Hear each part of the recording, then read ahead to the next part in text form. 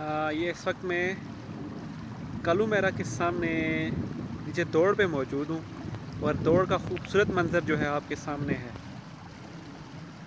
ये देखें, हद निगाह फैले हुए पहाड़ और उनके नीचे सब्ज़ा और फिर बहता हुआ पानी बहुत ही खूबसूरत मंज़र पेश कर रहा है। और साथ में नीला आसमान जो है उस पे सोने पे सुहागे वाला मंज़र पेश कर रहा है। बहुत ही खूबसूरत मंज़र है यहाँ पे इस वक्त। और पिकनिक के लिए और आउटिंग के लिए बहुत ही खूबसूरत जगह मेरा ख्याल में ये बन सकती है।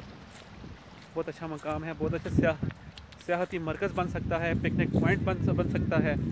और शाम को या छुट्टी वाले दिन यहाँ पे आके तो अच्छा एंजॉय किया जा सकता है। ये देख लें, ये हद निगाह तक फैले हुए पहाड़ और ठंडी ठंडी हवा भी साथ साथ चल रही है, क्योंकि ये एरिया थोड़ा सा खुला है। इस वजह से यहाँ पे हवा भी जो साथ साथ वो चल रही है, जो जो जो कि